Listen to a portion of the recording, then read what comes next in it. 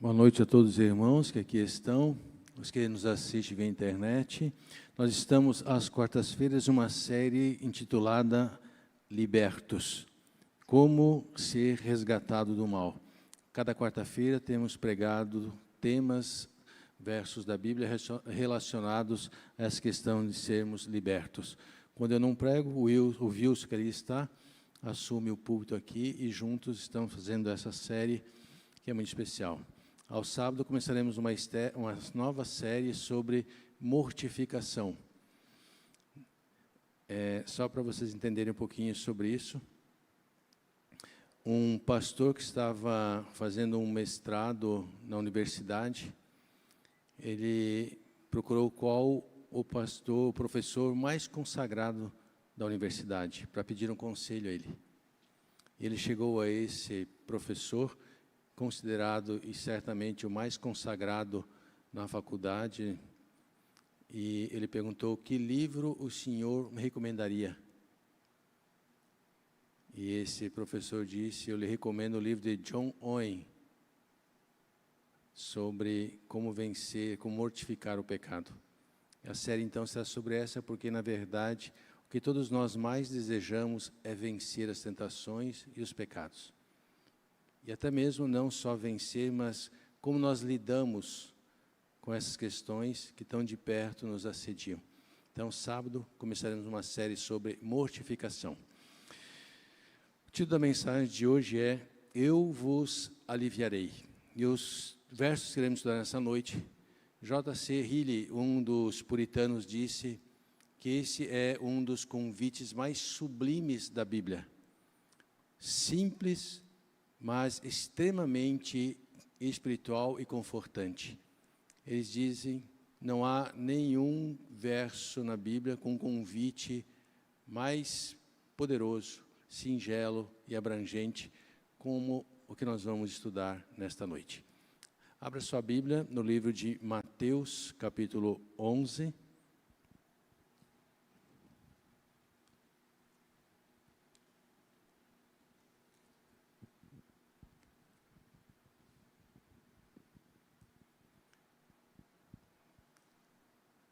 Certamente você já leu esses versos muitas vezes, mas nesta noite vamos meditar no poder das palavras que estão nesses versos.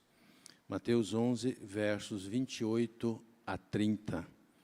Jesus disse: Vinde a mim, todos os que estáis cansados e sobrecarregados, e eu vos aliviarei. Tomai sobre vós o meu jugo, e aprendei de mim, porque sou manso e humilde de coração, e achareis descanso para a vossa alma, porque o meu jugo é suave e o meu fardo é leve. Palavras extremamente simples, mas nos apresentam realmente a generosidade do convite e a profundidade espiritual que este convite faz. Jesus diz: vinde a mim, ou venha a mim. Interessante que ele começa apenas dizendo: venha. Ele não coloca qual é a classe social que deve vir, ele não faz distinção de raça, cor, ele não se importa com a posição em que você está, ele apenas diz: venha. Não há nenhum impedimento nesse chamado. Jesus não diz que primeiro você tem que se arrepender para ir. Ele diz: venha. Ele não diz que primeiro você tem que abandonar os seus pecados para vir. Ele diz: venha. Ele não diz para você se sentir culpado para poder encontrar alívio no seu perdão. Ele diz: venha. Ele não coloca nenhum obstáculo para ir a Ele. Ele apenas diz: vinde a mim. Venha. Interessante que a palavra vir aqui, o vinde, no grego ela quer dizer acredite e também receba. É como se Jesus está dizendo: acredite em mim, acredite que eu sou o perdão, que eu sou a paz, que eu posso transformar a sua vida. Receba as graças das quais eu tenho para lhe dar. Tudo isso está envolto nesta palavrinha vinde. Porque às vezes não temos tanta paz, tanta serenidade, porque certamente não vamos a Jesus para ouvir seus conselhos, para sermos libertos, para sermos guiados e sermos confortados por Ele. Às vezes nos debatemos tanto em tantas coisas, quando Jesus diz: vinde a mim, creia que eu posso abençoar você, creia que eu posso mudar a sua vida, creia que em mim há perdão completo e absoluto. Receba todas essas questões. Você sabe que Jesus veio ao mundo para nos revelar o amor de Deus.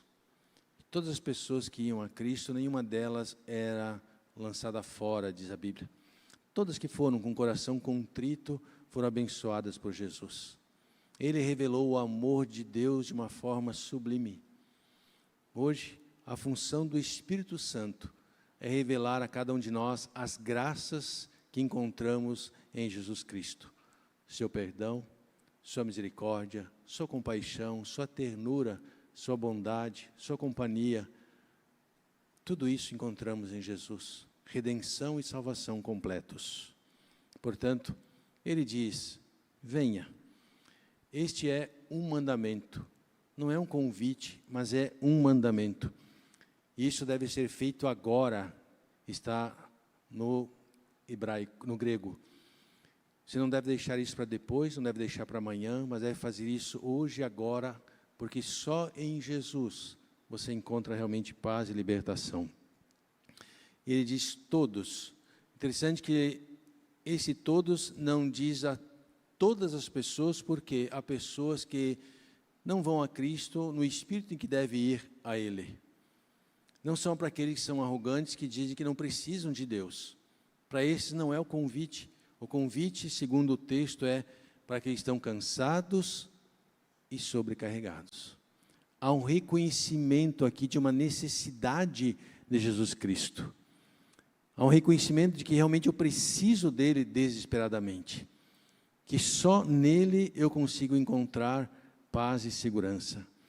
E a palavra cansados, no grego quer dizer, traz a ideia de alguém que levou uma surra ao ponto de ficar desfalecido. É alguém que está numa luta tremenda, seja por uma questão de conflitos da sua vida pessoal, seja de conflitos espirituais, seja de conflitos emocionais. É alguém que está a ponto de desistir. A esses Cristo diz: venha a mim. E aqueles que já não olham e não encontram mais esperança em ninguém, a esse Jesus diz: você que está cansado desta forma, venha. Ele não diz somente aos que estão cansados, mas ele diz também aos que estão sobrecarregados, diz ele.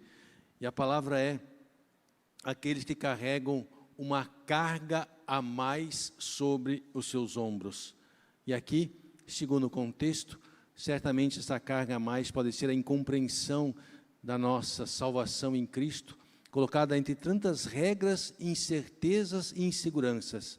Há tanta gente que fala sobre tantas questões de como alcançar essa salvação em Cristo, que as pessoas ficam confusas se realmente encontram essa salvação. Aqui e acolá, nós ouvimos pessoas dizendo: você só pode ter certeza da sua salvação quando Cristo voltar. Absurdo, ilógico, irracional. Senão não compreenderíamos como os apóstolos morreram cantando, os mártires e outros tantos, se não tinham certeza da aceitação em Cristo perante Deus, como poderiam ter paz em seu coração? Portanto, há muitos são sobrecarregados com normas e mais normas na incompreensão da sua segurança em Jesus Cristo. E também, é claro, por aqueles que são sobrecarregados com tantas tentações e investidas de Satanás, que lhes tira a paz, a serenidade e coloca em sua mente tanto medo e incerteza da salvação, do amanhã, da provisão e do cuidado de Deus. Com isso, somos sobrecarregados com todas as aflições que nos são impostas. A esses, cansados ao ponto de desistir, e esses sobrecarregados com tantas aflições, Cristo diz: venha a mim. Como está a sua vida? Como está a sua alma, seu coração? Cansado? Às vezes sobrecarregado? Às vezes aflito? É esse coração que Jesus convida vinde a mim. Jesus diz as palavras mais lindas nesse verso dizendo, eu vos aliviarei.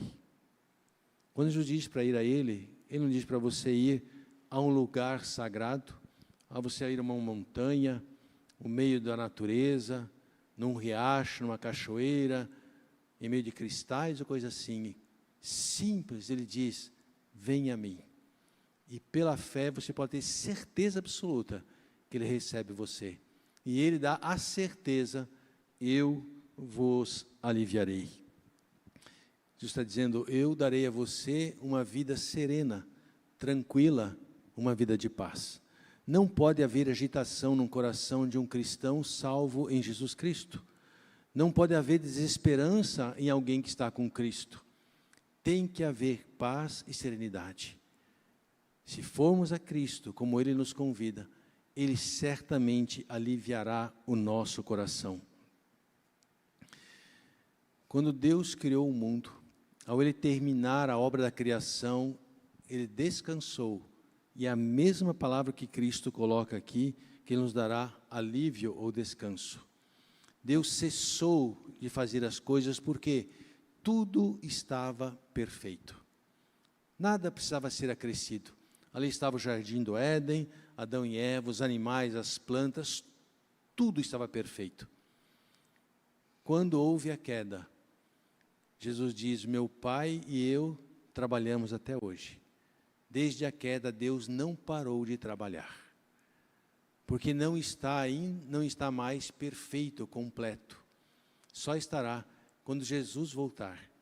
Quando Ele voltar, certamente Ele irá trazer todo o alívio do qual nós necessitamos.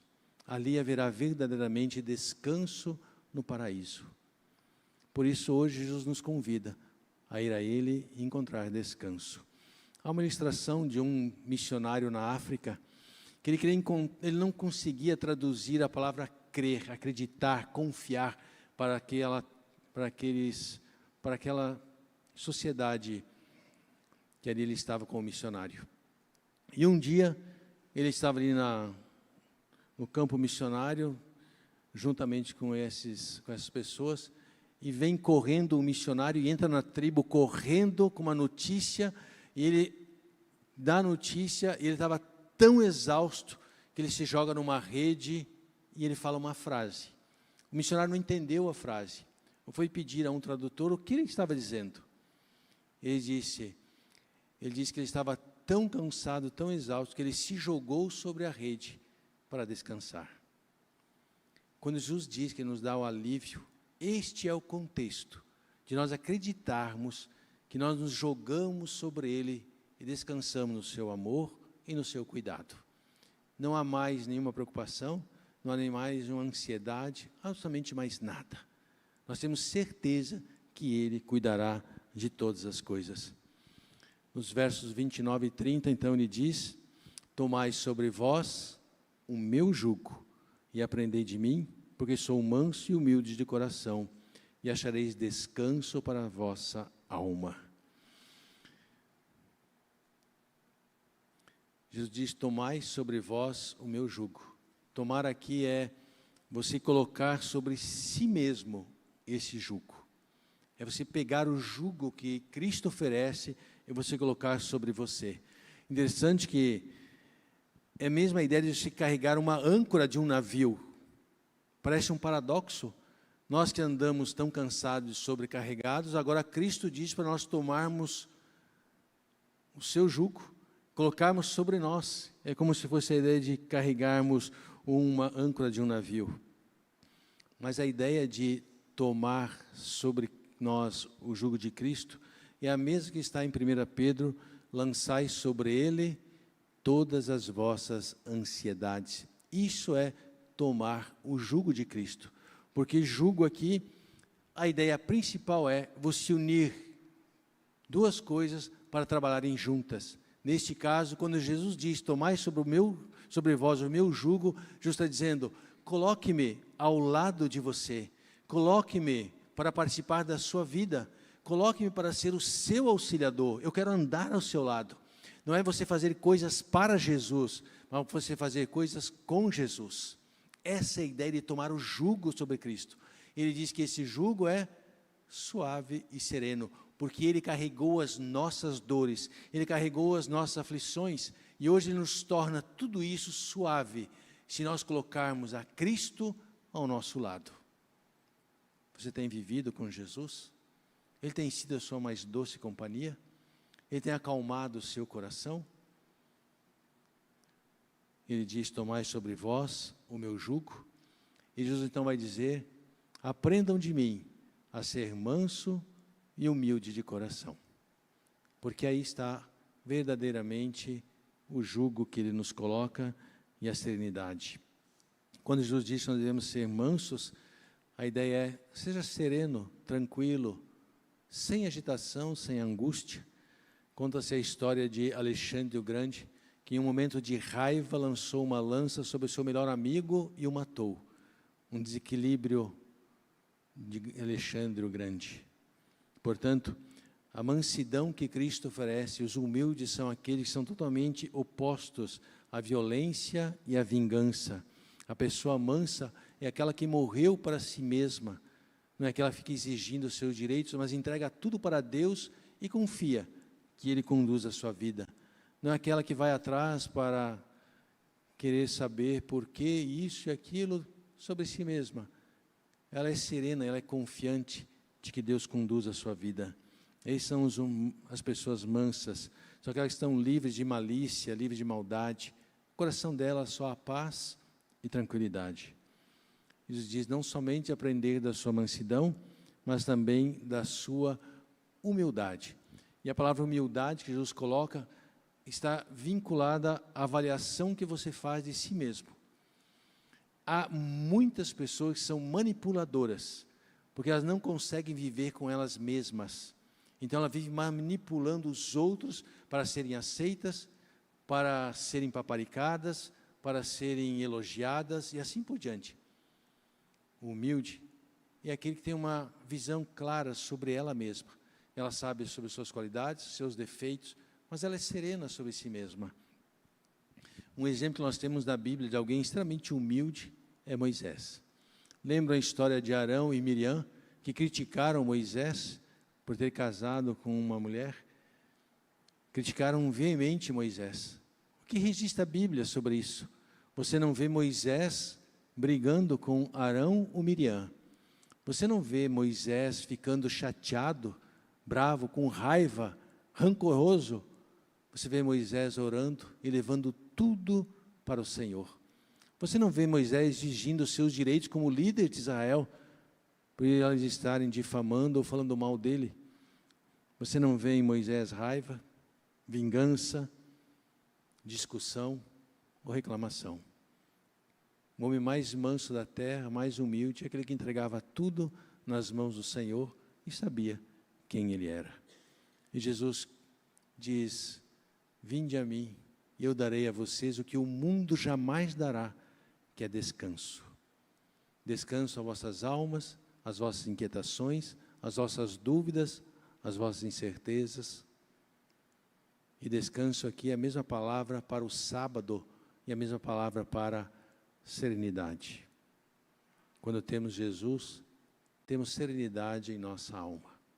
O convite de Jesus é para todos aqueles que reconhecem que precisam dele. Que esse seja a nossa resposta ao seu convite, de irmos a ele e descansarmos no seu amor. Que Deus abençoe a você. Vamos orar?